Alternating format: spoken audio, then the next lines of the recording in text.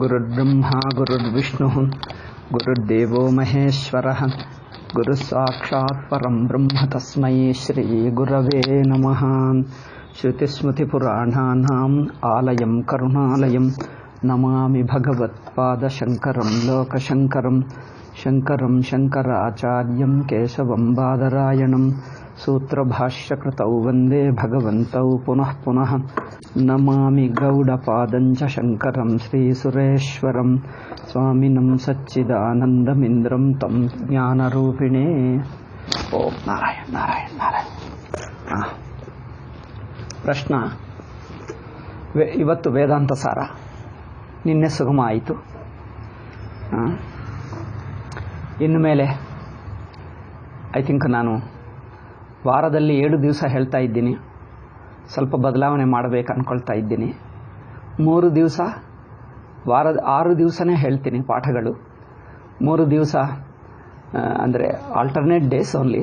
3 ದಿವಸ ವೇದಾಂತ ಸಾರ, 3 ದಿವಸ ಸುಗಮ. ಇದು ಅಂದರೆ ಒಂದು ದಿವಸ ಬಿಟ್ಟು ಇನ್ನೊಂದು ದಿವಸ ನಡೆಯುತ್ತದೆ. ಒಂದು ಭಾನುವಾರ ಮಾತ್ರ ಇದಕ್ಕೆ ಬದಲಾಗಿ ಇನ್ನೊಂದು ಬೇರೆ ಏನಾದರೂ ಹೇಳಬೇಕು. ಏನೋ ಕೆಲವರು ಏನೇನೋ ಹೇಳ್ತಾ ಇದ್ದಾರೆ ಹೇಳಬೇಕೆಂದು, ಅದು ಮುಂದೆ ಅನೌನ್ಸ್ ಮಾಡ್ತೀನಿ. ಪಾಠ ಇರುತ್ತದೆ, ಯಾವುದೋ ಒಂದು ಪಾಠ ಇರುತ್ತದೆ, ಪಾಠ ಇರೋದು ಬಿಡಲ್ಲ. ಆದರೆ ಸಬ್ಜೆಕ್ಟ್ ಸ್ವಲ್ಪ ಬೇರೆ ಇರುತ್ತದೆ, ಅದು ನಾನು ಹೇಳ್ತೀನಿ ನಂತರ. ಪ್ರಶ್ನ ವೇದಾಂತ ಸಾರ ಇವತ್ತು. ಅದರಲ್ಲಿ ಕರ್ಮಯೋಗ ಅಂದರೆ ಇಂದ್ರಿಯ ಪ್ರಧಾನ ದೃಷ್ಟ್ಯಾ ಉಪದೇಶ. ಅದರಲ್ಲಿ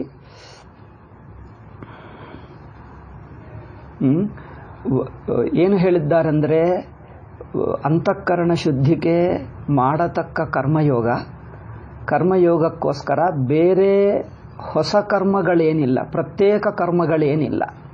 ಹೇಗೆ ಸ್ವರ್ಗ ಪ್ರಾಪ್ತಿಗೆ ಕೆಲವು ಪ್ರತ್ಯೇಕ ಕರ್ಮ ಏನದು, ಸೋಮಯಾಗ ಎಂದು ಹೇಳ್ತಾರೆ. ಜ್ಯೋತಿಷ್ಠೋಮೇನ ಯಜೇತ. ಕೆಲವು ಸ್ವರ್ಗ ಪ್ರಾಪ್ತಿಗೆ ಸ್ಪೆಷಲ್ ಸಾಧನಗಳು, ಒಂದೊಂದಕ್ಕೆ ಒಂದೊಂದು ಪ್ರತ್ಯೇಕ ಸಾಧನಗಳಿವೆ. ಅಂತಃಕರಣ ಶುದ್ಧಿಗೆ ಮಾಡತಕ್ಕ ಕರ್ಮಯೋಗದಲ್ಲಿ ಏನಾದರೂ ಪ್ರತ್ಯೇಕ ಸಾಧನಗಳಿವೆಯೋ ಅಂದರೆ ಇಲ್ಲ. ಇಲ್ಲ ಅಂದರೆ ಬೇಕಾಗಿಲ್ಲ. ಇವು ಬೇಕಾದರೆ ಇವೆ, ಬಟ್ ಬೇಕಾಗಿಲ್ಲ. ಯಾರು ಅಂದರೆ ನಿಮ್ಮ ಲೌಕಿಕ ಜೀವನವನ್ನೇ ಭಗವದ್ ಆಧ್ಯಾತ್ಮಿಕ ಸಾಧನವಾಗಿಯೂ ಮಾಡಬಹುದು. ಅದು ವಿಶೇಷ. ಲೌಕಿಕ ಜೀವನ ಯಾವುದು ಸ್ವಧರ್ಮಕ್ಕೋಸ್ಕರ ಆಚರಿಸ್ತಾ ಇದ್ದೀವೋ ಅದನ್ನೇ, ವರ್ಣಾಶ್ರಮ ಧರ್ಮವನ್ನೇ ಈಶ್ವರಾರ್ಪಣ ಭಾವದಿಂದ ನಿಷ್ಕಾಮದಿಂದ ಮಾಡಿದ್ದರೆ ಅದೇ ಅಂತಃಕರಣ ಶುದ್ಧಿಯುಕ್ಕೆ ಸಾಧನವಾಗುತ್ತದೆ ಎಂದು ಹೇಳಿದ್ದಾರೆ. ಆವಾಗ ಶಿಷ್ಯ ಪ್ರಶ್ನೆ ಮಾಡಿದ, ಯಾರು ವರ್ಣಾಶ್ರಮ ಧರ್ಮ ಆಚರಿಸಕ್ಕಾಗಲ್ಲ, ಏಕೆಂದರೆ ಸಾಮಾಜಿಕ ಪರಿಸ್ಥಿತಿಗಳು ಹೇಗೆ ಬಂದುಬಿಟ್ಟಿವೆ, ಕುಟುಂಬ ವ್ಯವಸ್ಥೆ ಚಿನ್ನ ಭಿನ್ನವಾಗಿದೆ, ಸಾಮಾಜಿಕ ವ್ಯವಸ್ಥೆ ಅವ್ಯವಸ್ಥಿತವಾಗಿದೆ, ನಮ್ಮ ವಿದ್ಯಾ ವ್ಯವಸ್ಥೆ ಸರ್ಕಾರ ಯಥಾ ರಾಜ ತಥಾ ಪ್ರಜಾ, ರಾಜರು ವಿದೇಶಿ ರಾಜರಾಗುವುದರಿಂದ ನಮ್ಮ ಸಂಸ್ಕೃತಿ ಆಧ್ಯಾತ್ಮಿಕತೆ ನಮ್ಮ ವರ್ಣವ್ಯವಸ್ಥೆ ಅಂದರೆ ಚತುರ್ವಿಧ ಪುರುಷಾರ್ಥ ಎಂದು ಅರ್ಥ.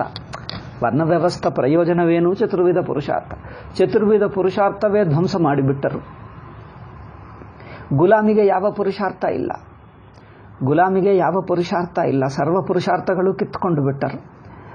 ಆದ್ದರಿಂದ ಅನಂತರ ಕಾಲದಲ್ಲಿಯೂ 47 ನಂತರನೂ ಅದೇ ಬಂತು.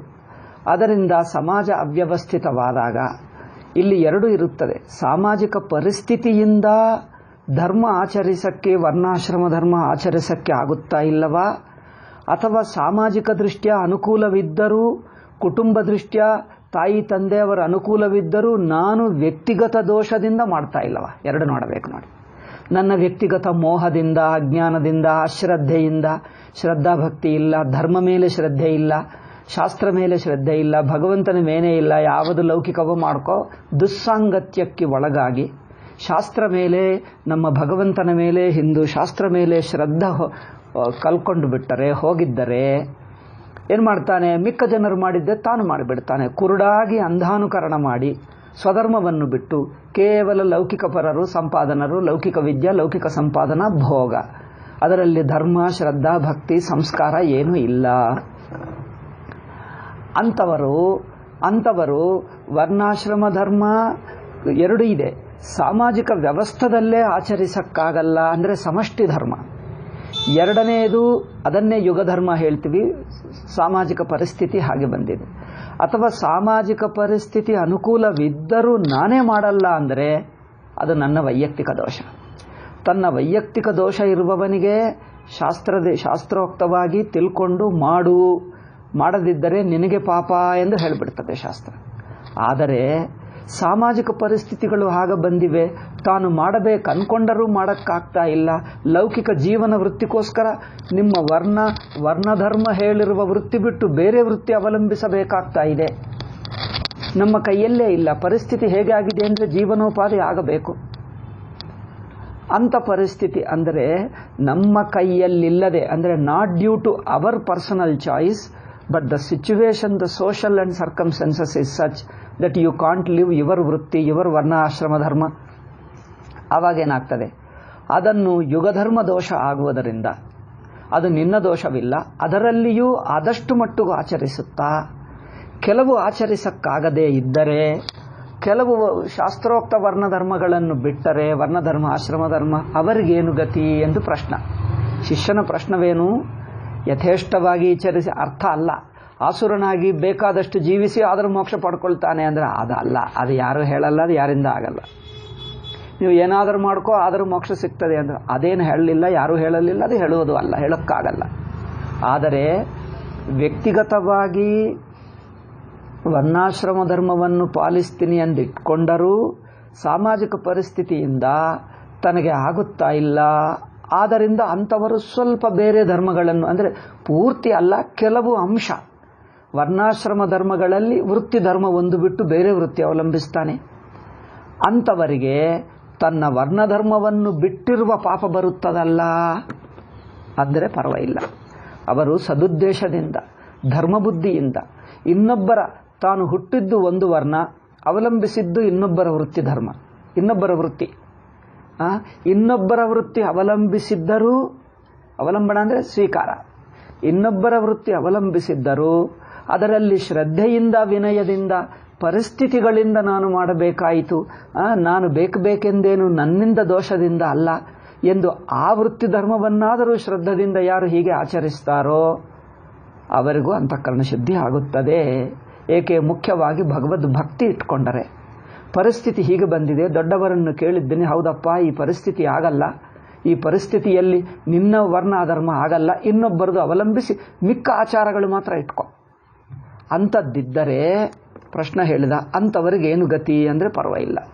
ನೀವು ಬೇರೆ ವೃತ್ತಿ ಧರ್ಮ ಅವಲಂಬಿಸಿದ್ದರೂ ಆಪತ್ಕಾಲದಿಂದ, ವಿಶೇಷ ಪರಿಸ್ಥಿತಿಯಿಂದ ಶ್ರದ್ಧಾಭಕ್ತಿ ಮಾತ್ರ ಇದೆ.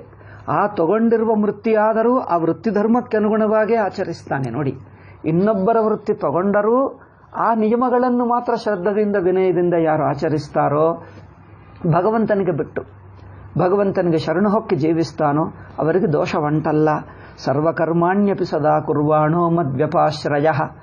ಅಂದರೆ ನಿಮ್ಮ ವರ್ಣಾಶ್ರಮ ಧರ್ಮಕ್ಕಿಂತ ಬೇರೆ ಇನ್ನೊಬ್ಬರ ವೃತ್ತಿಯನ್ನು ಅವಲಂಬಿಸಿದ್ದರೂ ಯಾವುದೋ ಒಂದು ಪರಿಸ್ಥಿತಿಯಿಂದ, ಅಂದರೆ ಸಮಷ್ಟಿ ಸಾಮಾಜಿಕ ಪರಿಸ್ಥಿತಿಯಿಂದ ಹಾಗೆ ಮಾಡಿದ್ದರೂ ಮತ್ ಪ್ರಸಾದಾತ್, ಭಗವಂತನಿಗೆ ಶರಣು ಹೊಕ್ಕಿ, ಈಗ ಪರಿಸ್ಥಿತಿ ಹೀಗಿದೆ, ಭಗವಂತನೇ ನಿಮ್ಮ ಅನುಗ್ರಹ ಆಶೀರ್ವಾದ, ಏಕೆಂದರೆ ಸಮಾಜದಲ್ಲಿ ಈ ವಿಶೇಷ ಪರಿಸ್ಥಿತಿ ಬಂದಿದ್ದು ನಿಮ್ಮ ದಯದಿಂದಲೇ, ನಿಮ್ಮ ಅನುಗ್ರಹವೇ.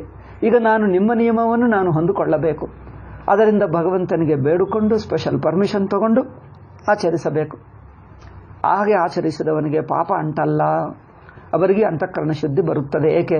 ಮೈಂಡ್ ಪ್ರಾಮಾಣಿಕತೆ ಇದೆ, ಮನಸ್ಸು ಪ್ರಾಮಾಣಿಕ ಹೃದಯ, ಸಿನ್ಸಿಯರ್ ಇದೆ. ತನ್ನ ಪರ್ಸನಲ್ಲಿ ಏನೋ ಕಪಟ, ಮೋಸ, ಸೆಲ್ಫಿಶ್ನೆಸ್ಸು ಮಾಡ್ತಾ ಇಲ್ಲ. ಹೊರಗಿನ ಪರಿಸ್ಥಿತಿ ಬಂದಿದೆ, ಈಗ ಅದು ಯಾರ ಕೈಯಲ್ಲಿದೆ? ಇಂಡಿವಿಜುವಲ್ ಕೈಯಲ್ಲಿಲ್ಲವಲ್ಲ. ಸಮಷ್ಟಿ ಸಾಮಾಜಿಕ ಪರಿಸ್ಥಿತಿ ದೊಡ್ಡವರು ಬದಲಾಯಿಸಬೇಕು, ಸೋಷಲ್ ಲೀಡರ್ಸು ಬದಲಾಯಿಸಬೇಕು. ಸಮಾಜವನ್ನೇ ಇನ್ಫ್ಲೂಯೆನ್ಸ್ ಮಾಡುವಂಥ ಮಹನೀಯರು, ಯೋಗಿಗಳು, ಸಿದ್ಧಪುರುಷರು, ರಾಜರು, ಅಂಥ people should change the society. ಇಂಡಿವಿಜುವಲ್ಗೆ ಅಷ್ಟು ಸಾಮರ್ಥ್ಯವಿಲ್ಲ ಸಾಮಾಜಿಕ ವ್ಯವಸ್ಥೆಯನ್ನೇ ಬದಲಾಯಿಸುವಷ್ಟು. ಇರುವ ವ್ಯವಸ್ಥೆಯಲ್ಲಿ ಶಾಸ್ತ್ರ ಎಷ್ಟು ಅನುಮತಿ ಕೊಟ್ಟಿತೋ ಆದಷ್ಟು ಮಟ್ಟಕ್ಕೂ ಯಥಾಶಕ್ತಿ ಎಂದು ಹೇಳುತ್ತದೆ. ಯಥಾಶಕ್ತಿ ಆಚರಿಸು ತನ್ನ ವರ್ಣಧರ್ಮ. ಅದರಲ್ಲಿ ಒಂದೆರಡು ಅಂಶಗಳಲ್ಲಿ ಇನ್ನೊಬ್ಬರ ವೃತ್ತಿ ಅವಲಂಬಿಸೋದು. ಹೀಗೆ ಮಾಡಿದ್ದರೂ ಅವರಿಗೆ ಪಾಪ ಬಂಟಲ್ಲ. ಏಕೆ? ಭಗವಂತನ ಅನುಮತಿ ತಗೊಂಡು, ದೊಡ್ಡವರ ಆಶೀರ್ವಾದ ತಗೊಂಡು ಹೀಗೆ ಮಾಡಬೇಕಾಗ್ತಾ ಇದೆ ಅಂದರೆ ಹೌದಪ್ಪ, ಎಲ್ಲರ ಅನುಮತಿ ಕೊಡ್ತಾರೆ, ಆಶೀರ್ವಾದ ಮಾಡ್ತಾರೆ. ಭಗವಂತನಿಗೆ ಹೇಳಿ ಮಾಡಿದ್ದರೆ, ಭಗವಂತನಿಗೆ ಹೇಳುವುದಂದರೆ ನಿಮ್ಮ ಮನಸ್ಸಿನಲ್ಲಿ ಭಗವಂತನಿಗೆ ಬೇಡಿಕೊಂಡು ಹೇಳು, ಈಗ ಇದು ಪರಿಸ್ಥಿತಿ. ಮತ್ಪ್ರಸಾದಾದವಾಪ್ನೋತಿ ಶಾಶ್ವತಂ ಪದಮವ್ಯಯಂ. ಮತ್ಪ್ರಸಾದ, ಅದರಿಗೆ ಶ್ರದ್ಧೆ ಇದೆ, ಪ್ರಾಮಾಣಿಕ ಹೃದಯ ಇದೆ, ಬಾಹ್ಯ ಸಾಮಾಜಿಕ ಪರಿಸ್ಥಿತಿಗಳು ಹಾಗಿವೆ. ಅದು ನೋಡಿಕೊಂಡು ಭಗವಂತ ಅವನಿಗೆ ಪ್ರಸಾದ ಮಾಡ್ತಾನೆ. ಬಾಹ್ಯ ಪರಿಸ್ಥಿತಿ ಅನುಕೂಲವಿದ್ದರೂ ತಾನು ತಪ್ಪಿಸಿಕೊಂಡು ಏನೋ ಭಗವಂತ ನಿನಗೋಸ್ಕರ ಮಾಡಿದೆ ಅಂದ್ರೆ ಅದು ಇನ್ಸಿನ್ಸಿಯಾರಿಟಿ ಆಗುತ್ತಾ ಇದೆ, ಪ್ರಾಮಾಣಿಕ ಹೃದಯವಿಲ್ಲ. ಅದು ತಪ್ಪೆಂದು ಎಲ್ಲರಿಗೂ ಗೊತ್ತಾಗ್ತದೆ. ಆಪತ್ಕಾಲವಿಲ್ಲದಿದ್ದರೂ ಆಪತ್ಕಾಲದಲ್ಲಿರುವಂತೆ ತಪ್ಪಿಸಿಕೊಂಡರೆ, ನಿಯಮ ಮಾಡ್ತೀನಿ ಎಂದು ಹೇಳಿದ್ದರೆ ಅದು ತಪ್ಪಾಗ್ತದೆ. ನಿಜವಾದ ಆಪತ್ಕಾಲ ಬಂದಾಗ ಶಾಸ್ತ್ರ ಒಪ್ಕೊಳ್ತದೆ, ಯು ಕ್ಯಾನ್ ಡು ಆಪದ್ಧರ್ಮ. ಅನದರ್ಸ ವೃತ್ತಿ, ಇನ್ನೊಬ್ಬ ವರ್ಣದ ವೃತ್ತಿ ಸ್ವೀಕರಿಸಬಹುದು. ಬಟ್ ಸುಮ್ಮನೆ ಸ್ವೀಕರಿಸ್ತಾನೆ, ರಾಗದ್ವೇಷದಿಂದ ಪ್ರೇರಿತನಾಗಿ, ಸ್ವಾರ್ಥದಿಂದ ಪ್ರೇರಿತರಾಗಿ, ಧರ್ಮ ಅಂದರೆ ಹೇಳಿದ್ದು ಧರ್ಮ, ಹೇಳಿದ್ದೆಲ್ಲ ಎಲ್ಲರೂ ಆಚರಿಸ್ತಾರ, ಹೀಗೆ ಮಾತಾಡ್ತಾರೆ. ಒಬ್ಬ ಸನ್ಯಾಸಿಗೆ ಹೇಳಿದರಂತೆ ಒಬ್ಬರು, ಏನಪ್ಪ ನೀವು ಸನ್ಯಾಸಿಯಾಗಿ ಇದೇನು ಗೃಹಸ್ಥರ ಹಾಗೆ ಜೀವಿಸ್ತಾ ಇದ್ದೀರಿ, ಏನು ಧರ್ಮ ಇದು ಅಂದರೆ ಅವ್ರೇನು ಹೇಳ್ತಾರೋ ಗೊತ್ತಾ? ಮಿಕ್ಕ ಗೃಹಸ್ಥರೆಲ್ಲ ಅವರು ಸ್ವಧರ್ಮ ಆಚರಿಸ್ತಾ ಇದ್ದಾರಾ? ನನ್ನನ್ನೇಕೆ ಹೇಳುವುದು? ನೋಡಿ, ಗೃಹಸ್ಥರೆಲ್ಲರೂ ಸ್ವಧರ್ಮವನ್ನು, ಶಾಸ್ತ್ರೋಕ್ತ ಧರ್ಮವನ್ನು ಆಚರಿಸ್ತಾ ಇದ್ದಾರಾ? ಅವರೇ ಆಚರಿಸ್ತಾ ಇಲ್ಲ, ನನ್ನನ್ನೇಕೆ ಹೇಳುವುದು? ಅದರಿಂದ ನಾನು ಹೀಗೆ ಇರ್ತೀನಿ, ಸನ್ಯಾಸ ತಗೊಳ್ತೀನಿ, ಗೃಹಸ್ಥರ ಹಾಗೆ ಬದುಕ್ತೀನಿ. ಅಂದರೆ ಇದು ನೋಡಿ, ಅಟ್ಲೀಸ್ಟ್ ಪಶ್ಚಾತ್ತಾಪ ಇತ್ತು. ಅವರು ಹೇಳಿದಾಗ ಸಜ್ಜನ ಏನು ಮಾಡ್ತಾನೆ? ಇದು ನೋಡಿ, ಯಾರೊಬ್ಬರು ಏನಪ್ಪ ನೀವು ಸನ್ಯಾಸಿಯಾಗಿಬಿಟ್ಟು ಇದೇನು ಆಸ್ತಿ ಇಟ್ಕೊಳ್ಳುವುದು, ಇದೆಲ್ಲ ಹೊಸ ಸಂಪಾದನೆ ಮಾಡುವುದು, ಇದೆಲ್ಲ ಏನು ಅಂದರೆ ಅವರೇನು ಹೇಳ್ತಾರೆ? ಸಾತ್ವಿಕರಾದರೆ, ಹೌದಪ್ಪ ನನಗೇನೋ ಪ್ರಮಾದ ಬುದ್ಧಿ ಜಾರಿ ಆಕರ್ಷಣಕ್ಕೆ ಒಳಗಾಗಿ ಮಾಡಿದೆ, ನೀವು ಹೇಳಿದ್ದು ನಿಜ, ನೀವು ನನಗೆ ನೆನಪಿಸಿದ್ದೀರಿ, ಒಳ್ಳೆಯದು, ಕೃತಜ್ಞತಾ. ನೀವು ನನಗೆ ನನ್ನ ಸ್ವಧರ್ಮವನ್ನೇ ನೆನಪಿಸ್ತಾ ಇದ್ದೀರಿ, ಒಳ್ಳೆಯದು ಮಾಡಿದ್ದೀರಿ. ನಾನು ಈಗಾದರೂ ಆದಷ್ಟು ಮಟ್ಟಿಗೂ ನಾನು ಸನ್ಯಾಸ ಧರ್ಮವನ್ನೇ ಆಚರಿಸಬೇಕು, ನಾನು ಪ್ರಯತ್ನ ಪಡ್ತೀನಿ. ಅದೇ ನನ್ನ ಈಗ ಇದು ನೋಡಿ, ಇದು ಸಿನ್ಸಿಯಾರಿಟಿ ಅಲ್ಲವೇ? ಕೆಲವರು ಜಾರಿ ಹೋಗುತ್ತಾರೆ. ಜಾರಿ ಹೋಗುವುದೇ ಅಲ್ಲ, ಜಾರಿ ಹೋದವನು ಅಯ್ಯೋ ಜಾರಿ ಹೋದೆ, ನಿಜ ನೀವು ಹೇಳಿದ್ದು, ನಾನು ಈಗಾದರೂ ಬಿಡಬೇಕು ಅಂದರೆ ಆತ್ಮವಿಮರ್ಶ ಇದೆ, ಆತ್ಮಾವಲೋಕನ ಇದೆ, ಸೆಲ್ಫ್ ಇಂಟ್ರಸ್ಪೆಕ್ಷನ್ ಇದೆ. ಈ trying to avoid and trying to be really sincerely ತ್ಯಾಗ, ವೈರಾಗ್ಯ, ಶರಣಾಗತಿ ಇಟ್ಕೊಂಡು ಆಚರಿಸ್ತಾ ಇದ್ದಾನೆ. ಆದರೆ ಕೆಲವರು ಇರುತ್ತಾರೆ, ಈಗ ಹೇಳಿದ್ದೀನಿ ನೋಡಿ ಉದಾಹರಣೆ, ಅವರಿಗೆ ಹೇಳಿದ್ದರೆ ಇದೇನಪ್ಪ ನೀವು ಗೃಹಸ್ಥರ ಹಾಗೆ ಸಂಪಾದನಾ ಅದೆಲ್ಲ ಮಾಡ್ತಾ ಇದ್ದೀರಿ ಅಂದರೆ ಅವರೇನು ಹೇಳ್ತಾರೋ ಗೊತ್ತಾ? ಓ ಎಲ್ಲ ಗೃಹಸ್ಥರು ಆಚರಿಸ್ತಾ ಇದ್ದಾರಾ ಸ್ವಧರ್ಮ, ನನ್ನನ್ನೇಕೆ ಹೇಳುವುದು, ಎಲ್ಲರೂ ಹಾಗಿದ್ದಾರೆ ಅಂದರೆ ಇದು he is defending his wrongness by pointing out another's wrongness ಅಲ್ಲವೇ? ತನ್ನ ಮಿಸ್ಟೇಕನ್ನು ಇನ್ನೊಬ್ಬರ ಮಿಸ್ಟೇಕ್ ತೋರಿಸಿ ಅವ್ರು ಮಾಡಲಿಲ್ಲವಾ ತಪ್ಪು, ನನ್ನನ್ನೇಕೆ ಹೇಳುವುದು? ಇದು ನಿನ್ನನ್ನು ಎಂದಲ್ಲ, ಮಾಡುವುದು ಧರ್ಮವಾ ಅಧರ್ಮವಾ ಅದು ನೋಡು. ಮಾತಾಡಲ್ಲ, ತಪ್ಪಿಸ್ಕೊಳ್ತಾರೆ ನೋಡಿ. ಇದು ಇನ್ಸಿನ್ಸಿಯರ್ ಆಗಿ ತಪ್ಪಿಸ್ಕೊಳ್ಳುವುದು. ಆ ಪರಿಸ್ಥಿತಿ ಬಂದರೆ ಎಲ್ಲರಿಗೂ ಗೊತ್ತಾಗ್ತದೆ, ಹೌದಪ್ಪ ಈ ಕಾಲದಲ್ಲಿ ಇದು ಡಿಫಿಕಲ್ಟ್. ಅಂದರೆ ಬಾಹ್ಯ ಪರಿಸ್ಥಿತಿ, ದೇಶಕಾಲ ಪರಿಸ್ಥಿತಿ, ಸಾಮಾಜಿಕ ಪರಿಸ್ಥಿತಿಯಿಂದ ದೊಡ್ಡವರು ಶಾಸ್ತ್ರನನ್ನು ಕೇಳಿದ್ದರೆ ಅವರೇ ಅನುಮತಿ ಕೊಡ್ತಾರೆ, ಹೌದಪ್ಪ ಪರಿಸ್ಥಿತಿ ಈಗ ಬದಲಾಯಿಸಿತು, ಸೊ ಇದರಲ್ಲಿ ಇಷ್ಟು ಮಾತ್ರ ನೀವು ಬದಲಾಯಿಸಿಕೊಂಡು ಆಚರಿಸಬಹುದು, ಶಾಸ್ತ್ರ ಅನುಮತಿ ಕೊಡ್ತದೆ ಎಂದು ಅವರ ಬಾಯಿದಿಂದ ಬಂದ ನಂತರನೇ ಮಾಡಬಹುದು, ತಪ್ಪಿಲ್ಲ. ಹಾಗೆಯೇ ಹೀಗೆ ಅಂದರೆ ಬೇಸಿಕಲ್ ಸಿನ್ಸಿಯಾರಿಟಿ ಆಫ್ ದ ಹಾರ್ಟ್, ಹೃದಯದಲ್ಲಿ ಅದೇನು ಪ್ರಾಮಾಣಿಕ ಹೃದಯ ಇರಬೇಕು, ಅಂಥವರಿಗೆ ದೋಷವಿಲ್ಲ. ನೋಡಿ ಶಾಸ್ತ್ರ ಇದೇ ನಾನು ಅಂದ್ಕೊಳ್ತಾ ಇದ್ದೀನಿ, ಸಂಡೇ ಒಂದು ಮನುಸ್ಮೃತಿ ಶುರು ಮಾಡಲ್ಲ ಎಂದು ನೋಡ್ತಾ ಇದ್ದೀನಿ. ಎಲ್ಲರಿಗೂ ಧರ್ಮ ಕನ್ಫ್ಯೂಷನ್, ಏನೇನೋ ತಿಳ್ಕೊಳ್ತಾರೆ. ಮನುಸ್ಮೃತಿ ಈ ಕಾಲಕ್ಕೆ ರೆಲೆವೆಂಟ್ ಅಲ್ಲ, ಹೀಗೆ ಮಾತಾಡ್ತಾರೆ. ಮೊದಲು ಏನಿದೆ ಮನುಸ್ಮೃತಿಯಲ್ಲಿ ಮೊದಲು ಗೊತ್ತಾಗಲ್ಲ, ಇದ್ದನ್ನು ಇದ್ದ ಹಾಗೆ ತಿಳ್ಕೊಳ್ಳೋಣ. ಫಸ್ಟ್ ಅದರ underlying principle, then you understand certain things. ಕೆಲವು ಬದಲಾಯಿಸಿಬಿಟ್ಟಿವೆ, ಕೆಲವು ಚೇಂಜ್ ಮಾಡಬಹುದು, ಬಟ್ ಬೇಸಿಕ್ ಪ್ರಿನ್ಸಿಪಲ್ ನೋಡಿ ಎಷ್ಟು ಚೆನ್ನಾಗಿದೆ, ಎಷ್ಟು ಉತ್ತಮವಾಗಿದೆ, ಒಳಗಿನ ಪ್ರಿನ್ಸಿಪಲ್ ಎಷ್ಟು ಆನಂದವಾಗಿದೆ ನೋಡಿ, ಅದು ನೋಡಬೇಕು. ಎನಿವೆ ಈಗ ಹೇಳಕ್ಕಾಗಲ್ಲ. ನಾನು ಆ ಧರ್ಮಶಾಸ್ತ್ರಗಳು ನಮ್ಮ ಜನರು ನಮ್ಮ ಧರ್ಮಶಾಸ್ತ್ರಗಳನ್ನು ಯಾವ ದೃಷ್ಟಿಯ ನೋಡಿದ್ದಾರೆ. ನಮ್ಮ ಮನುಸ್ಮೃತಿ ಅಂದರೆ ಬೈಬಲ್ ಕುರಾನ್ ಹಾಗೆ ಓದ್ತಾ ಇದ್ದೀವಿ. ಹಿಂದೂಗಳು know Bible Quran more than ಅವರ್ ಶಾಸ್ತ್ರಾಸ್. ಅವರು ಹೇಳ್ತಾರೆ ಬೈಬಲ್ ಕುರಾನ್ನಲ್ಲಿ ಕೆಲವು ಔಟ್ಡೇಟೆಡ್ ವಿಷಯಗಳಿವೆ, ಮನುಸ್ಮೃತಿಯಲ್ಲಿಲ್ಲವಾ, ನಾವು ವಿ ನಿಡ್ ನಾಟ್ ಫಾಲೋ, ಹೀಗೆ ಮಾತಾಡ್ತಾರೆ. ಥಿಂಗ್ ಈಸ್ ಔಟ್ಡೇಟೆಡ್ ಇವೆ, ನಿಡ್ ನಾಟ್ ಫಾಲೋ, ಇದೇನು ಲಾಜಿಕ್ಕು, ಇದೇನು ಬೈಬಲ್ ಕುರಾನ್ ಅನ್ಕೊಂಡಿದ್ದೀರಾ? ಬೈಬಲ್ ಕುರಾನ್ಗೂ ನಮ್ಮ ಮನುಸ್ಮೃತಿಗೆ ವೇದಕ್ಕೆ ಏನು ವ್ಯತ್ಯಾಸ ಇದು ಗೊತ್ತಿಲ್ಲ ಹಾಗೆ ಮಾತಾಡ್ತಾರೆ. ಏನು ಗೊತ್ತಿಲ್ಲದವರು ಶಾಸ್ತ್ರ ವಿಷಯವನ್ನು ಮಾತಾಡುವುದು ಇದೊಂದು ಫ್ಯಾಷನ್ ಆಗಿಬಿಟ್ಟಿತ್ತು ಹಿಂದೂಗಳಿಗೆ. ಅಥವಾ ಬೈಬಲ್ ಕುರಾನ್ ಓದಿಕೊಂಡು ಬೈಬಲ್ ಓದುವುದು ಅಲ್ಲ, ಬೈಬಲ್ ಕುರಾನನ್ನು ಮುಸ್ಲಿಮರು ಕ್ರಿಸ್ತು ಜನರು ಯಾವ ಭಾವದಿಂದ ನೋಡ್ತಾ ಇದ್ದಾರೋ ಅದೇ ಐಡಿಯಾ ಅದೇ ಭಾವದಿಂದ ನಾವು ಇದನ್ನು ನೋಡ್ತಾ ಇದ್ದೀವಿ. ನಮ್ಮ ದೃಷ್ಟಿಯೇ ಬೇರು, ನಮ್ಮ ಶಾಸ್ತ್ರೀಯ ದೃಷ್ಟಿ ಬೇರು, ಶಾಸ್ತ್ರ ಪ್ರಮಾಣ ಬೇರು, ಇದು ಗೊತ್ತಾಗ್ತಾ ಇಲ್ಲ. ಆದರೆ ನಾನು ಸ್ವಲ್ಪ ಯೂಟ್ಯೂಬ್ ನೋಡಿದ್ದೀನಿ, ಬೇರೆ ಬ್ರಹ್ಮಸೂತ್ರ ವೇದಾಂತ, ಎಲ್ಲರಿಗೆ ವೇದಾಂತ ವೇದಾಂತ ವೇದಾಂತ, ಒಂದೇ ಬ್ರಹ್ಮಸೂತ್ರದಲ್ಲಿ 10 ಪ್ರವಚನಗಳಿವೆ ಬ್ರಹ್ಮಸೂತ್ರ ಹೇಳುವರು. ಬಟ್ ಮನುಸ್ಮೃತಿ ನೋಡಿದರೆ ಹೇಳುವರೇ ಇಲ್ಲ. ದೆನ್ ಅನಿಸಿತು Manusmriti is the most important thing. ಅದರಲ್ಲಿ ಸದ್ಗುಣಗಳಿವೆ, ವ್ಯಾಲ್ಯೂಸ್ ಇದೆ, ಡಿಸಿಪ್ಲಿನ್ ಇದೆ, ಸಾಮಾಜಿಕ ಪರಿಸ್ಥಿತಿ ಅರ್ಥ ಅದಕ್ಕೆ ಹೊಂದಿಕೊಳ್ಳುವುದಿದೆ, ವ್ಯವಹಾರ ಸಾಧಿಸುವುದು, ಧರ್ಮ, ಆಧ್ಯಾತ್ಮಿಕತೆ. ಇಟ್ ಈಸ್ ಎ ಸಮಗ್ರವಾದ ಶಾಸ್ತ್ರ. How beautiful it is. ಈಗ ಕೆಲವು ಕಾಂಟ್ರವರ್ಷಿಯಲ್ ಪಾಯಿಂಟ್ಸ್ ಇವೆ, ಆ ಕಾಂಟ್ರವರ್ಷಿಯಲ್ ಅನ್ನು ಹೇಗೆ ಅರ್ಥ ಮಾಡಿಕೊಳ್ಳಬೇಕು ಅಂದರೆ ನಮ್ಮ ಧರ್ಮಶಾಸ್ತ್ರಕಾರರು ಇವನ್ ಆರ್ಥೋಡಾಕ್ಸ್ ಹೇಗೆ ನೋಡ್ತಾರೆ, ಆಲ್ ದಟ್ ಈಗ ಅಲ್ಲೇ ಹೇಳ್ತೀನಿ, ಇಲ್ಲೇಕೆ ಹೇಳೋದೀಗ. ಟ್ರೆಡಿಷನಲಿ ಓದುವುದೇ ಇಲ್ಲ, ವಿಚಿತ್ರವಾಗಿದ್ದಾರೆ ಜನರು. ಒಂದೇನೆಂದರೆ ಟೆಕ್ಸ್ಟು ಮನುಸ್ಮೃತಿಯ ಬೇರೆದ ಅಂದ್ಕೊಳ್ತಾ ಇದ್ದೀನಿ, ಅದೊಂದು ಸ್ವಲ್ಪ ಇನ್ನೂ ಡಿಸೈಡ್ ಆಗಲಿಲ್ಲ. ಈಗ ಲ್ಯಾಂಗ್ವೇಜು, ಕನ್ನಡ ಹೇಳಿದರೆ ಅಯ್ಯೋ ಗುರುಗಳೇ ನಮ್ಗೆ ಅರ್ಥವಾಗಲ್ಲ, ತೆಲುಗಿನಲ್ಲಿ ಹೇಳಿ ಹೇಳ್ತಾರೆ. ತೆಲುಗಿನಲ್ಲಿ ಹೇಳಿದರೆ ಅಯ್ಯೋ ಗುರುಗಳೇ ನಮ್ಗೆ ಅರ್ಥವಾಗಲ್ಲ, ಕನ್ನಡ ಹೇಳಿ ಹೇಳ್ತಾರೆ. ಈಗ ಯಾವುದೋ ಭಾಷೆ ಕನ್ನಡದಲ್ಲಿ ಹೇಳಿಬಿಟ್ರೆ ನಮ್ಗೆ ಅರ್ಥವಾಗ್ತಾ ಇಲ್ಲ, ಇಂಗ್ಲೀಷ್ನಲ್ಲಿ ಹೇಳ್ತಾರೆ. ಇಂಗ್ಲೀಷ್ ಹೇಳಿದರೆ ಒಬ್ಬರು ಹೇಳ್ತಾರೆ ಇಂಗ್ಲೀಷ್ ಬೇಡ ಗುರುಗಳೇ ನಮ್ಮ ಕನ್ನಡದಲ್ಲಿ ಹೇಳಿ. ಒಂದು ಭಾಷೆ ಹೇಳಿದರೆ ಪ್ರತಿಯೊಂದಕ್ಕೂ ವಿರೋಧಿಗಳಿದ್ದಾರೆ. ಕನ್ನಡ ಹೇಳಿದರೆ ಇಂಗ್ಲೀಷ್ ಹೇಳ್ತಾರೆ, ಇಂಗ್ಲೀಷ್ ಹೇಳಿದರೆ ಬೇಡ ಕನ್ನಡ ಹೇಳಿದರೆ, ಕನ್ನಡ ಹೇಳಿದರೆ ತೆಲುಗು ಹೇಳ್ತಾರೆ. ಇದು ಏನಪ್ಪ, ಇದೊಂದು ನನಗೆ ಇನ್ನೂ ಡೈಲಮಾ ಹಾಗೆ ಇದೆ. I have not decided. ಅಥವಾ 2-3 ಭಾಷೆಗಳು ಮಿಕ್ಸ್ ಮಾಡಿ ಹೇಳಲ್ಲ, ಏನೋ ವಿಚಿತ್ರವಾಗಿದೆ.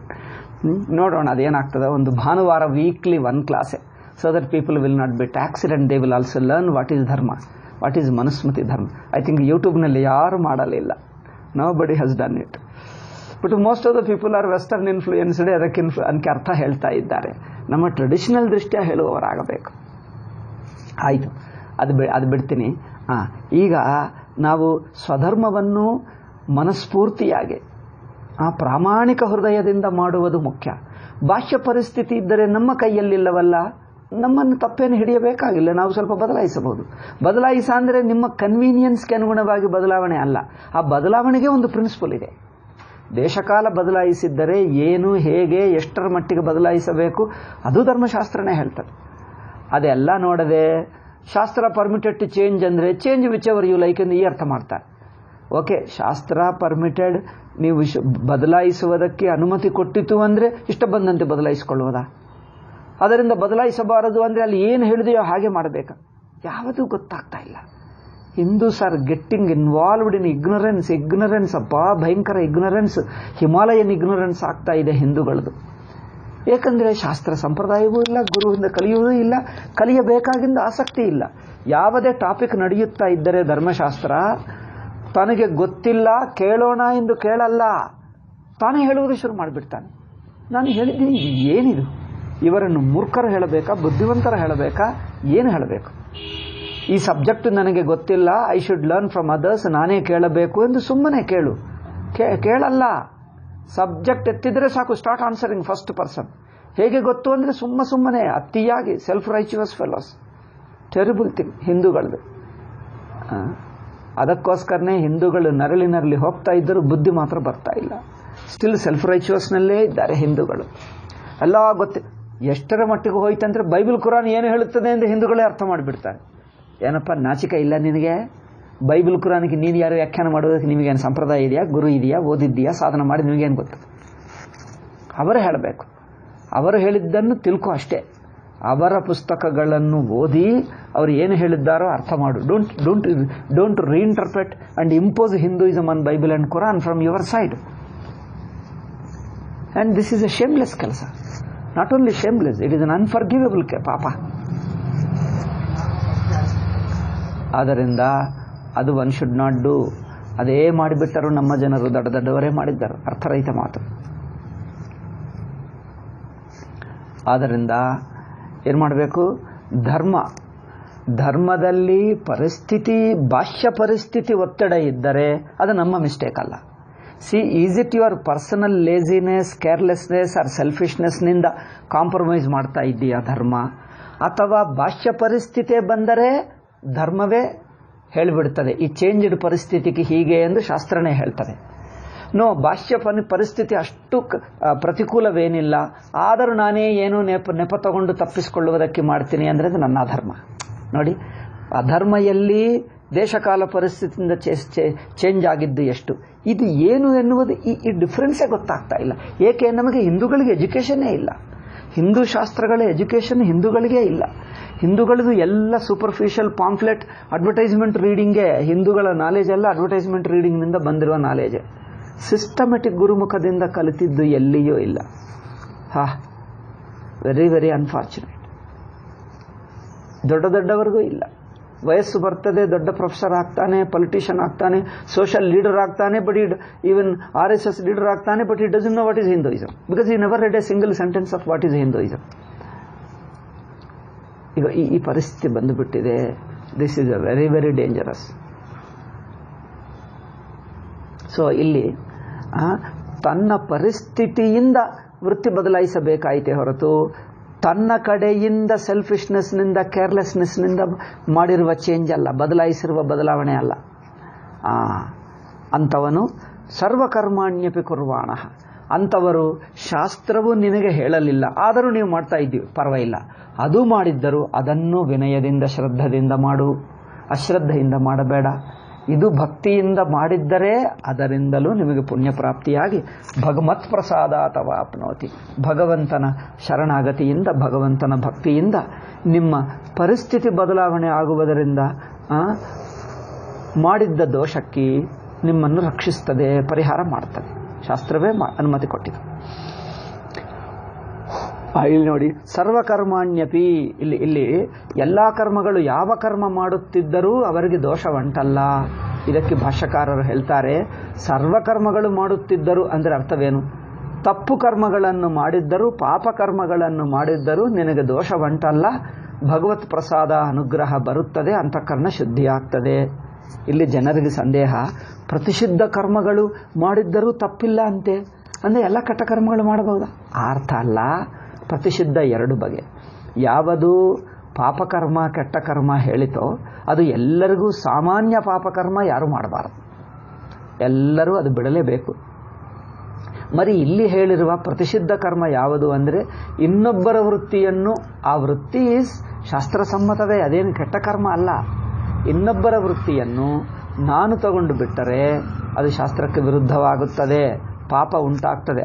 ಆದರೂ ಆ ಪಾಪದಿಂದ ಭಗವತ್ ಶರಣಾಗತಿ ಭಕ್ತಿ ನಮ್ಮನ್ನು ರಕ್ಷಿಸುತ್ತದೆ. ಏಕೆ? ನಾವು ಇಂಟೆನ್ಷನಲ್ಲಿ ಬೇಕೆಂದು ಉಲ್ಲಂಘಿಸಲಿಲ್ಲ ಶಾಸ್ತ್ರಧರ್ಮ. ಇಂಥ ವ್ಯಕ್ತಿಯನ್ನು ಪ್ರತಿಷಿದ್ಧಾನ್ಯಪಿ ಕುರ್ಮನ್ అంటే ಪ್ರತಿಷಿದ್ಧ ಕರ್ಮಗಳನ್ನು ಮಾಡಿದ್ದರೂ ಅವರಿಗೆ ಪಾಪವಿಲ್ಲ ಎಂದು ಹೇಳಿದ್ದು ಈ ವಿಷಯದಲ್ಲಿ ಹೊಂದುತ್ತದೆ. ಪ್ರತಿಷಿದ್ಧ ಅಂದರೆ ಏನು? ನಿನ್ನ ಧರ್ಮ ಆಗಿಲ್ಲ, ಇನ್ನೊಬ್ಬರ ವೃತ್ತಿಯನ್ನು ತಗೊಂಡುವುದರಿಂದ ಆ ಇನ್ನೊಬ್ಬರ ಧರ್ಮ ಬಂದುಬಿಟ್ಟಿತು, ಮಾಡಬೇಕಾಗಿ ಬಂದಿದೆ, ಅಂಥವನಿಗೆ ದೋಷವಿಲ್ಲ ಎಂದು ಹೇಳ್ತಾರೆ. ಅತ್ರ ಪ್ರತಿಷಿದ್ಧಾನ್ಯಪಿತಿ ಭಾಷ್ಯಕಾರ ವ್ಯಾಖ್ಯಾನಂ ಅವಧೇಯಂ ಅನ್ಯತ್ರ ಚ ಸ್ವಯಂ ಭಗವಾನೇವಾಹ. ಬೇರೆ ಕಡೆ ಯಾವುದು? 9ನೇ ಅಧ್ಯಾಯದಲ್ಲಿ ಭಗವಂತನೇ ಹೇಳಿದ್ದಾರೆ. ಭಗವಂತನ ಭಕ್ತಿ ಪ್ರಧಾನವಾಗಿಟ್ಕೊಂಡ್ರೆ, ಅಂದರೆ ಅಭಿಮಾನ, ಅಹಂಕಾರ, ಪ್ರಮಾದ ಈ ದುರ್ಗುಣಗಳನ್ನು ಬಿಟ್ಟು ಆಧ್ಯಾತ್ಮಿಕ ಬುದ್ಧಿ ಸಂಸ್ಕಾರದಿಂದ ಇರುವವನು ಶಾಸ್ತ್ರೋಕ್ತ ಕರ್ಮಗಳನ್ನು ಆದಷ್ಟು ಮಟ್ಟಿಗೆ ಮಾಡ್ತಾನೆ. ಯಾವುದೋ ಒಂದೆರಡು ಕಡೆ ಮಾಡೋಕ್ಕಾಗದಿದ್ದರೂ ಪರವಾಗಿಲ್ಲ, ಅವರಿಗೆ ದೋಷ ಅಂಟಲ್ಲ ಎಂದು ಶಾಸ್ತ್ರ ಹೇಳ್ತಾರೆ. ಇದಕ್ಕೆ ಕೆಲವು ಶ್ಲೋಕಗಳು ಉದಾಹರಿಸ್ತಾ ಇದ್ದಾರೆ ನೋಡಿ. ಸಮೋಹಂ ಸರ್ವಭೂತೇಷು ನಮೇ ದ್ವೇಷ್ಯೋಸ್ತಿ ನ ಪ್ರಿಯಃ ಯೇ ಭಜಂತು ತು ಮಾಂ ಭಕ್ತ್ಯಾ ಮಯಿತೇ ತೇಷು ಚಾಪ್ಯಹಂ.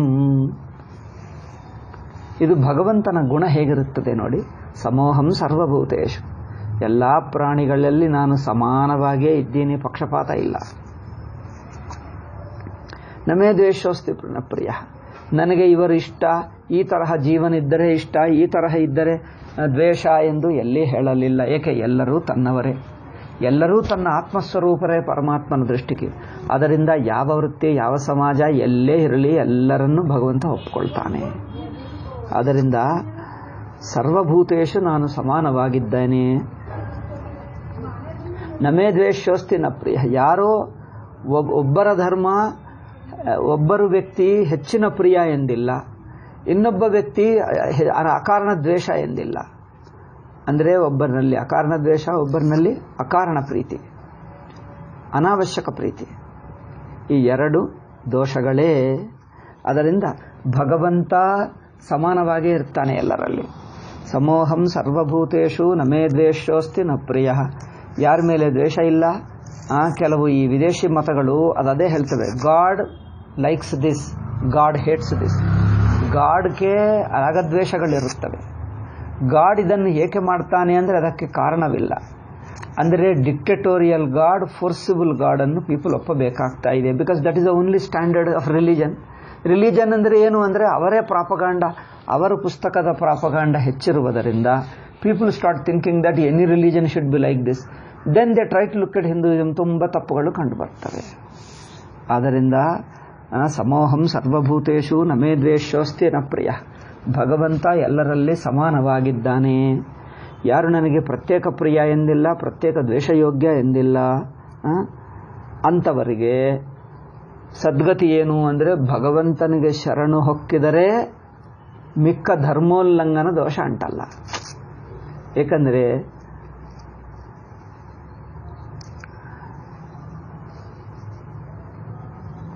ಎಲ್ಲರಲ್ಲಿ ಸಮಾನವಾಗಿದ್ದಾನೆ. ಆದರೆ ಭಕ್ತನ ದೃಷ್ಟಿಗೆ ಯೇ ಭಜಂತಿ ತುಮಾಂ ಭಕ್ತ್ಯ, ಯಾರು ಭಗವಂತನನ್ನು ಪ್ರೀತಿಯಿಂದ ಆರಾಧನದಿಂದ ಸೇವಾರೂಪವಾಗಿ ಭಜನಾ ಕೀರ್ತನ ಸೇವಾ, ಭಜ ಅಂದರೆ ಸೇವಾ ಮಾಡ್ತಾರೋ ಅವರಿಗೆ ಮಾತ್ರ ಭಗವಂತನ ಅನುಗ್ರಹ ಎಕ್ಸ್ಟ್ರಾ ಬಂದಿದೆ ಅನಿಸುತ್ತದೆ. Because of his purity of the mind. ತನ್ನ ಮನಸ್ಸಿನ ಶುದ್ಧತದಿಂದ ಎಕ್ಸ್ಟ್ರಾ ಬಂದಿದೆ ಎಂದು ಅನಿಸುತ್ತದೆ. ಅದಕ್ಕೋಸ್ಕರ ಯೇ ಭಜಂತಿ ತುಮಾಂ ಭಕ್ತ್ಯ ಮಯಿತೇ ತೇಷು ಚಾಪ್ಯಹಂ, ಯಾರು ಭಜಿಸ್ತಾರೋ ಅಂಥವರು ನನಗೆ ಹತ್ತಿರವಾಗ್ತಾರೆ ಎಂದು ಭಗವಂತನ ಮಾತು. ಅಪಿಚೇತ್ ಸುದುರಾಚಾರೋ, ಈ ಶ್ಲೋಕ ಚೆನ್ನಾಗಿದೆ ನೋಡಿ.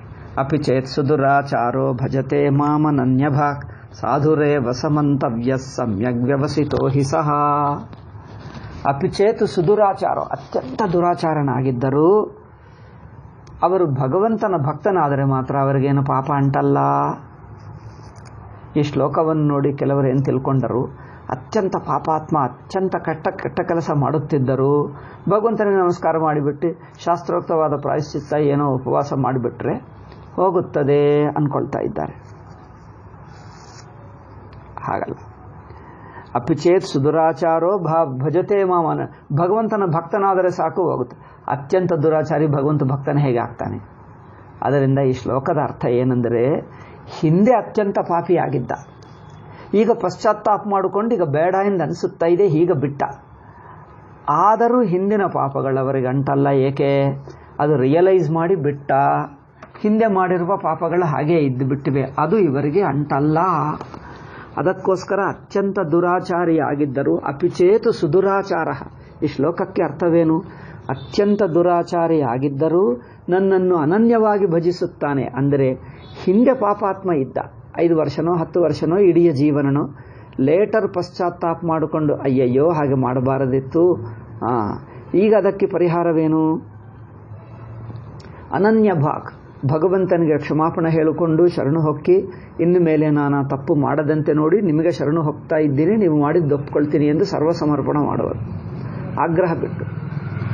ಅಂಥವನಿಗೆ ಮಾಂ ಅನನ್ಯ ಭಾಗ್ ಭಜತೆ, ಅನನ್ಯ ಭಾವದಿಂದ ಯಾರು ಭಜಿಸುತ್ತಾರೋ ಅವನನ್ನು ಸಾಧುವಂದೇ ಪರಿಗಣಿಸಬೇಕು. ಸಾಧುರೇವ ಸಮಂತವ್ಯ, ಅವರನ್ನು ಸಾಧುವನ್ನೇ ಪರಿಗಣಿಸಿ. ಅಂದರೆ ಹಿಂದೆ ಎಷ್ಟು ಪಾಪಿಯಾಗಿದ್ದರೂ ಆ ಪಾಪವನ್ನು ಬಿಟ್ಟು ಭಕ್ತನಾಗಿದ್ದರೆ ಈಗ ಅವರನ್ನು ಸಾಧುವಂದೇ ಪರಿಗಣಿಸಬೇಕು. ಅಷ್ಟೇ ಹೊರತು ಈ ಶ್ಲೋಕಕ್ಕೆ ಅರ್ಥ ಹೀಗೆ ಮಾಡಬಾರದು. ಏನು, ನೀವು ಒಂದು ಸೈಡ್ ಪಾಪ ಮಾಡುತ್ತಾ ಇರೋ, ಇನ್ನೊಂದು ಸೈಡ್ ಶರಣಾಗತಿ ಎಲ್ಲ ಭಗವಂತನೇ ನೋಡ್ಕೊಳ್ತಾನೆ ಎಂದು ಹೇಳು.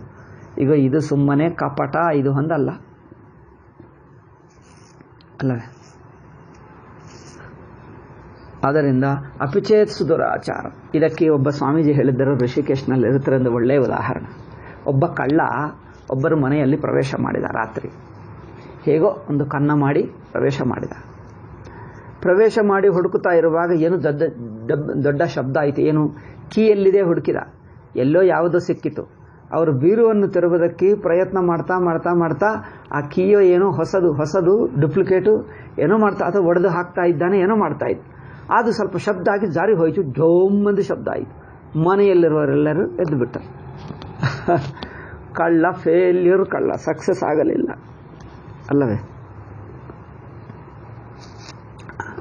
ಅಂದರೆ ಅವರು ಇನ್ನೂ ಯಾವುದೂ ಕಳ್ಳತನ ಮಾಡಲಿಲ್ಲ, ಸುಮ್ಮನೆ ಬಂದ ಅಷ್ಟೇ. ಸುಮ್ಮನೆ ಬಂದ, ಏನೋ ಶಬ್ದ ಆಯಿತು ಅಷ್ಟೇ ಹೊರತು ಅದು ಮುಟ್ಟುವಾಗ ಶಬ್ದ ಆಯಿತು. ಇನ್ನು ಕಳ್ಳತನ ವಸ್ತು ಯಾವುದೂ ತಗೊಂಡಿಲ್ಲ, ತಗೊಂಡು ಬಿಟ್ಟು ಮನೆಗೆ ಹೋಗಲು ಇಲ್ಲ. ಹಾಗೆ ಆವಾಗ ಅವರನ್ನು ಪೊಲೀಸ್ಗೂ ರಿಪೋರ್ಟ್ ಮಾಡಿದರೆ ಪೊಲೀಸು ಕರ್ಕೊಂಡು ಹೋಗಿ ಕೋರ್ಟ್ನಲ್ಲಿ ನಿಲ್ಲಿಸಿದಾಗ ಕೋರ್ಟ್ ಹೇಳಿದ, ಏನಪ್ಪ ನೀವು ತಪ್ಪು ಮಾಡಿದ್ದಿ ಕಳ್ಳತನ, ಅದಕ್ಕೋಸ್ಕರ ನಿನ್ನ ಶಿಕ್ಷೆ ಕೊಡ್ತೀನಿ, ನಿನ್ನ ಅಭಿಪ್ರಾಯ ಹೇಳು ಎಂದು ಹೇಳಿದ ಜಡ್ಜ್. ಕೇಳಿದ, ಅವನೇನು ಹೇಳ್ತಾನೆ ಗೊತ್ತಾ, ನೋಡು ನಾನು ಕಳ್ಳತನ ಮಾಡಲಿಲ್ಲ, ಪ್ರೂಫ್ ಏನು ತೋರಿಸಿ, ನನ್ನ ಮೈಯಲ್ಲೇನಾದರೂ ಇಟ್ಕೊಂಡಿದ್ದೀನ ವಸ್ತುಗಳು ಪ್ಯಾಕೆಟ್ನಲ್ಲಿ, ಜೇಬಿನಲ್ಲಿ, ಅಥವಾ ಜೊತೆಗೆ ಏನಾದರೂ ತಗೊಂಡು ಹೋಗಿದ್ದೀನ, ಅದನ್ನು ಸುಮ್ಮನೆ ನನ್ನ ಬೈಯೋದೇಕೆ ಅಂದರೆ ಅವರೇನು ಹೇಳ್ತಾನೆ, ಅಪಿಜೇತ್ ಸುದುರಾಚಾರೋ ಭಜತೆ ಮಾಮನನ್ಯ ಭಾಗ್ ಸಾಧುರೇವ ಸಮಂತವ್ಯಸ್ ಸಮ್ಯಕ್ ವ್ಯವಸ್ಥಿತೋ ಹಿ ಸಹ, because his determination is clear.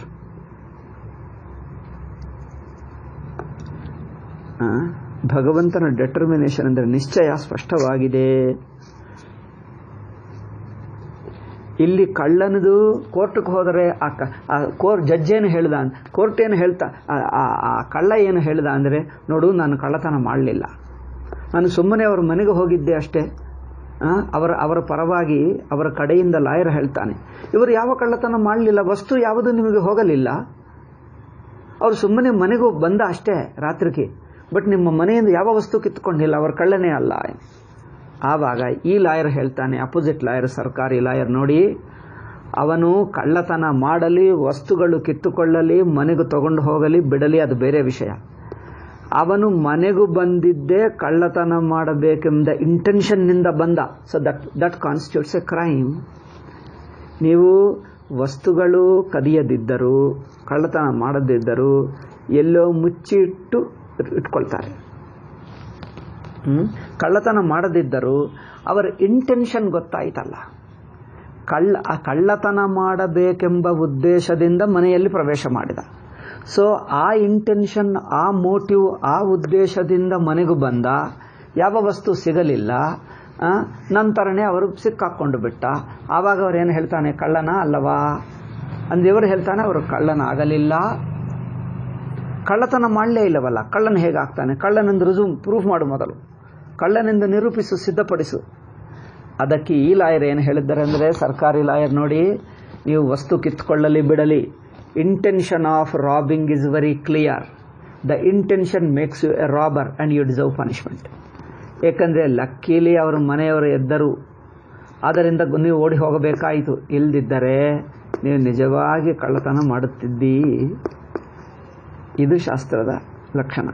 Okay, ಆದ್ದರಿಂದ ಹೀಗೆಯೇ ಅಪಿಚೇತ್ ಸುದುರಾಚಾರ, ಅತ್ಯಂತ ಪಾಪಾತ್ಮನು ಹಿಂದಿನವನಾಗಿದ್ದರು, ಈಗ ಇನ್ನು ಮೇಲೆ ಗೊತ್ತಾಯಿತು, ಅಯ್ಯೋ ಇದು ದೊಡ್ಡ ಪಾಪಪ್ಪ, ಈಗ ನಾನು ಮಾಡಬಾರದು. ಹಿಂದಿನ ಅಭ್ಯಾಸ ಸಂಸ್ಕಾರ ಇದ್ದು ಬಿಟ್ಟಿದೆ, ಅವುಗಳನ್ನು ನಿಗ್ರಹಿಸಿಕೊಂಡು ಭಗವಂತನಿಗೆ ಶರಣು ಹೊಕ್ಕಿ ಅನನ್ಯ ಭಕ್ತನಾಗಿ ಆರಾಧಿಸಿದ್ದರೆ, ಹಿಂದೆ ಅವನ ಇಂಟೆನ್ಷನ್ ಒಳ್ಳೆಯದಿರುವುದರಿಂದ ಅವರು ಸಾಧಕನೇ ಆಗ್ತಾನೆ. ಇಂಟೆನ್ಷನ್ ಕಳ್ಳತನ ಇದ್ದರೆ ಅವರು ವಸ್ತು ಕಿತ್ತುಕೊಳ್ಳದಿದ್ದರೂ ಕಳ್ಳನಾಗುತ್ತಾನೆ. ಹಾಗೆ ಇಂಟೆನ್ಷನ್ ನಾನು ದುರ್ಬುದ್ಧಿ ಬಿಟ್ಟು ಪಾಪಗಳನ್ನು ಬಿಟ್ಟು ಈಗ ನಾನು ಭಗವದ್ಭಕ್ತಿಯನ್ನು ಆಗಿ ಭಗವಂತನೇನು ನಂಬಿಕೊಡ್ತೀನಿ ಅಂದಿಟ್ಕೊಂಡರೆ the intention purifies you. Therefore the very noble intention, ಏನು ಹೇಳ್ತೀವಿ, ನಿಶ್ಚಯ, ಒಂದು ಸಂಕಲ್ಪ, ಒಳ್ಳೆಯ ಸಂಕಲ್ಪ makes you a good person. Okay, ನಮ್ಮ ಪುರಾಣಗಳಲ್ಲಿ ಇದರಲ್ಲಿ ಅನೇಕ ವಿಧವಾದ ವ್ಯಾಖ್ಯಾನಗಳಿವೆ. ಇದೆಲ್ಲ ಎಕ್ಸ್ಪ್ಲೇನ್ ಮಾಡುತ್ತಾ ಸಾಧುರೇವ ಸಮಂತವ್ಯ, ನಿಮ್ಮ ಇಂಟೆನ್ಷನ್ ಒಳ್ಳೆಯದಾದರೆ ನೀವು ಸಾಧುವೇ ಆಗಿಬಿಡ್ತೀವಿ, ಇಂಟೆನ್ಷನ್ ಕೆಟ್ಟದಾದರೆ ನೀವು ಸಕ್ಸಸ್ ಆಗದಿದ್ದರು ಅದನ್ನು ಇಂಪ್ಲಿಮೆಂಟೇಷನ್ನಲ್ಲಿ. ಇಂಟೆನ್ಷನ್ ಮಾತ್ರ proven, that he entered the house in the night when the door is closed with an intention to steal, therefore he is equal to thief only. ಇದು ಶಾಸ್ತ್ರೀಯ ದೃಷ್ಟಿ. ಆದರೆ ಹಾಗೆಯೇ ಅತ್ಯಂತ ದುರಾಚಾರನಾಗಿದ್ದರು, ಪಾಪಾತ್ಮನಾಗಿದ್ದರು. ಈಗ ಇನ್ನು ಹಿಂದಿಂದು ತಿಳ್ಕೊಂಡು ಅಯ್ಯೋ ನಾನು ಗೊತ್ತಿಲ್ಲದೆ ಏನೋ ಮಾಡಿಬಿಟ್ಟೆ, ಈಗ ಭಗವಂತ ನೀನೇ ಗತು ನನ್ನನ್ನು ಕ್ಷಮಿಸು ಎಂದು ಬೇಡ್ಕೊಂಡ್ರೆ ಭಗವಂತ ಕ್ಷಮಿಸಿಬಿಡ್ತಾನೆ. ಆದ್ದರಿಂದ ಸುದುರಾಚಾರೋ ಭಜತೆ ಮಾಮಾನ್ಯ, ಅದನ್ನು ಅನನ್ಯ ಭಾವದಿಂದ ನನ್ನನ್ನೇ ಆರಾಧಿಸುತ್ತಿದ್ದರೆ ಏನಾಗ್ತದೆ? ಸಾಧುರೇವ ಸಮಂತವ್ಯ, ಅವನನ್ನು ಸಾಧು ಅಂದರೆ ಸಜ್ಜನನೆಂದೇ ಪರಿಗಣಿಸಬೇಕೇ ಹೊರತು ಅವರನ್ನು ಕೆಟ್ಟವನೆಂದು ಪರಿಗಣಿಸಬೇಡ.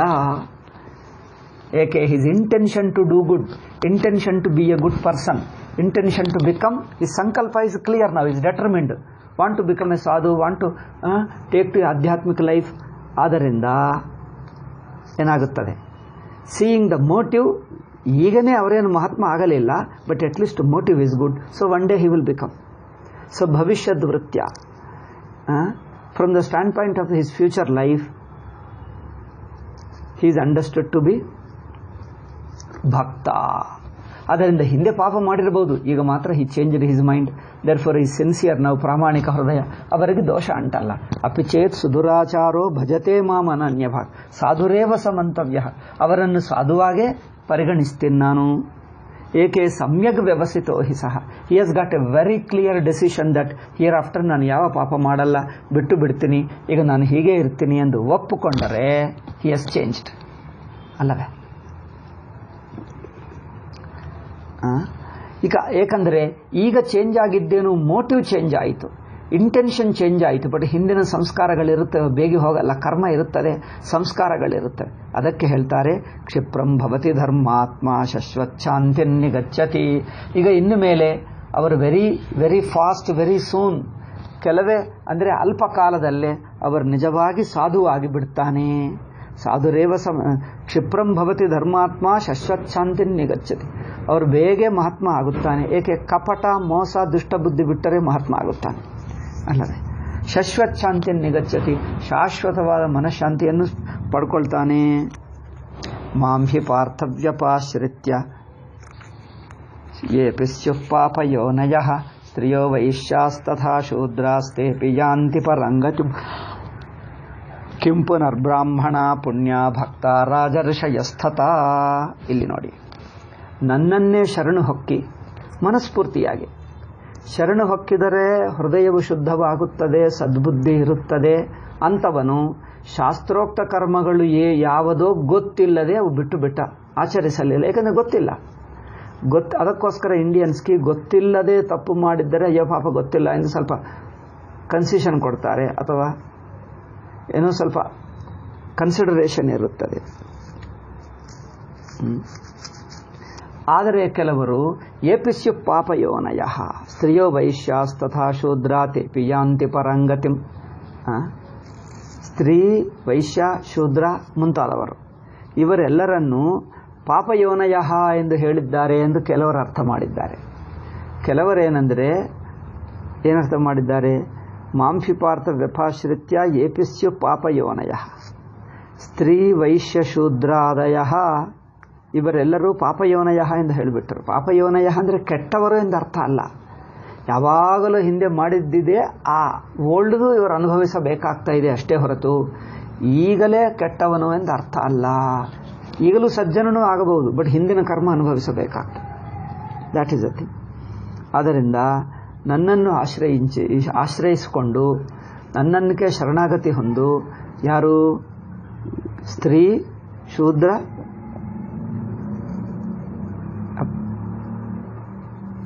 ಇವರೆಲ್ಲರೂ ನನ್ನನ್ನೇ ನಂಬಿಕೊಂಡರೆ ಅವರಿಗೂ ಪಾಪಗಳೆಲ್ಲ ಹೋಗಿ ಶುದ್ಧರಾಗಿ ಅವರು ಭಗವತ್ ಪ್ರಾಪ್ತಿಗೆ ಅನುಕೂಲ ಯೋಗ್ಯರಾಗ್ತಾರೆ. ಇಲ್ಲಿ ಸ್ತ್ರೀ ಶೂದ್ರರು ಈ ಏನದು ಮಾಂಹಿ ಪಾರ್ಥ ವ್ಯಪಾಶ್ರಿತ್ಯ ಶ್ಲೋಕ ಅವರನ್ನು ಪಾಪಾತ್ಮರು ಎಂದು ಹೇಳುವುದಕ್ಕೆ ಬಂದಿಲ್ಲ. ಒಂದು ವೇಳೆ ಅವರಿಗೆ ಪುಣ್ಯ ಕಡಿಮೆ ಇದ್ದರೆ, ಏನೋ ಮನೋದೋಷಗಳು ಹೆಚ್ಚಿದ್ದರೂ ಪರವಾಗಿಲ್ಲ, ಭಕ್ತಿಯಿಂದ ಅವರು ಪಾರಾಗುತ್ತಾನೆ ಎಂದು ಹೇಳಿ ಇಲ್ಲಿ ಭಕ್ತಿ ಮಹಿಮೆಯನ್ನು ಎತ್ತುವುದಕ್ಕೆ ಇನ್ನೊಬ್ಬರನ್ನು ಉದಾಹರಿಸಿದ್ದರೆ ಹೊರತು ಅವರನ್ನೇ ನಿಂದೆ ಮಾಡುವ ದೃಷ್ಟಿಯಿಂದ ಅಲ್ಲ. ಅಂದರೆ ಎಷ್ಟು ಕೆಟ್ಟವನಾಗಿದ್ದರೂ ಹಿಂದೆ ಈಗ ಪಶ್ಚಾತ್ತಾಪ ಮಾಡಿಕೊಂಡು ಬದಲಾಯಿಸ್ತೀನಿ ಎಂದು ಹೇಳಿದ್ದರೆ ಅವರು ಸಜ್ಜನನೇ ಆಗ್ತಾನೆ. ಅದರಿಂದ ಸ್ತ್ರೀಯೋ ವೈಶ್ಯಾಸ್ತಥಾ ಶೂದ್ರಾಸ್ತೇಪಿ ಯಾಂತಿ ಪರಾಂಗತಿಂ. ಅದರಿಂದ ಅಂಥವರು ಸಾಮಾನ್ಯವಾಗಿ ಸಂಸ್ಕಾರಾದಿಗಳು ಕಡಿಮೆ ಇದ್ದರೂ ದೇ ವಿಲ್ ಗೆಟ್ ಪರಮ ಪುರುಷಾರ್ಥ ಮೋಕ್ಷ ಭಗವತ್ ಪ್ರಾಪ್ತಿ ಆಗುತ್ತದೆ. Okay okay. ಇವರನ್ನು ಪಾಪಯೋನಿಗಳು ಪಾಪಜನ್ಮ ಎಂದು ತೀರ್ಮಾನ ಮಾಡುವುದಕ್ಕೆ ಇಲ್ಲಿ ಬಂದಿಲ್ಲ. ಈ ವಾಕ್ಯದ ಉದ್ದೇಶ ಅದಲ್ಲ. ಅಂದರೆ ಪಾಪಯೋನಿಗಳಾಗಿದ್ದರೂ ಅವರಿಗೆ ಪಾಪಯೋನಿ ಅಂದರೆ ಏನೋ ಸ್ವಲ್ಪ ತಪ್ಪಿದ್ದರೂ ಜನ್ಮತಃ ತಪ್ಪು ಅಂದರೆ ಹಿಂದಿನ ಪಾಪವೇ. ಹಿಂದಿನ ಜನ್ಮದಲ್ಲಿ ಮಾಡಿಕೊಂಡಿರುವ ಪಾಪ ಪುಣ್ಯಗಳೇ ಈ ಜನ್ಮದಲ್ಲಿ ಜನ್ಮತಃನೇ ಬಂದು ಬಿಡ್ತವೆ. ಏಕೆ? ಹಿಂದಿಂದು ಆಲ್ರೆಡಿ ಸ್ಟಾಕ್ ಇದೆ. ಆ ಸ್ಟಾಕ್ನಿಂದ ಯು ಲುಕ್ ಲೈಕ್ ದಟ್ ಅಲ್ವ, ನಿಮ್ಮ ಥಿಂಕಿಂಗು ಸಂಸ್ಕಾರ ಹಾಗಿರುತ್ತದೆ. ಆದ್ದರಿಂದ ಅಂಥವರು ಶ್ರೇಯೋ ವೈಶ್ಯಾಸ್ ತಥಾ ಶೂದ್ರಾಸ್ ತೇಪಿಯಾಂತಿ ಪರಂಗತಿ, ಅವರು ಪರಮಗತಿಯಾದ ಪರಮಾತ್ಮನನ್ನು ಪಡ್ಕೊಳ್ತಾರೆ, ವೇದಾಂತಿಗಳು ಆಗುತ್ತಾರೆ ಅಲ್ಲವೇ? ಕಿಂ ಪುನರ್ಬ್ರಾಹ್ಮಣಾ ಭಕ್ತಾ ರಾಜರ್ಷಯಸ್ತತ. ಇಲ್ಲಿ ಭಕ್ತಿಯ ಮಹಿಮೆಯಿಂದ ನಿಮ್ಮ ಕರ್ಮಗಳಲ್ಲಿ ಅಲ್ಲಿ ಸ್ವಲ್ಪಗಳು ತಪ್ಪಿದ್ದರೂ ಭಕ್ತಿ ಮೇಕಪ್ ಮಾಡ್ತವೆ. ಅದಕ್ಕೋಸ್ಕರ ಭಕ್ತಿ ಎಲ್ಲಕ್ಕಿಂತ ಹೆಚ್ಚಿನದು ಎಂದು ಹೇಳಿ ಈ ಪ್ರಶ್ನೆ ಮುಗಿಸ್ತಾನೆ. 30ನಲ್ಲಿ 1ನೆಯ ಪ್ರಶ್ನೆ. ಮತ್ತೆ ನೆಕ್ಸ್ಟ್ ಪ್ರಶ್ನೆ, ಯೇಷಾಂ ಯಜ್ಞದನ ತಪೋರೂಪಂ ಕರ್ಮ ನಾಸ್ತಿ ತೈಹಿ ಕಥಂ ಭಗವಾನ್ ಅಭ್ಯರ್ಚನೀಯ.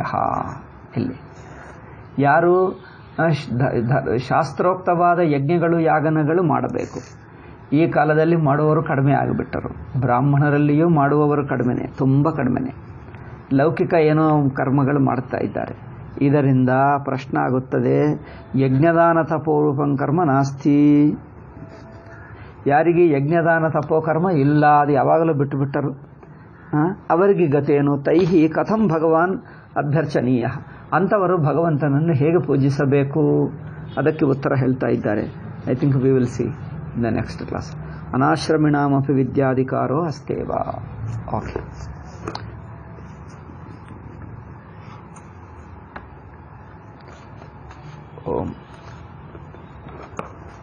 ಓಂ ಹರಿ ಓಂ ಶ್ರೀ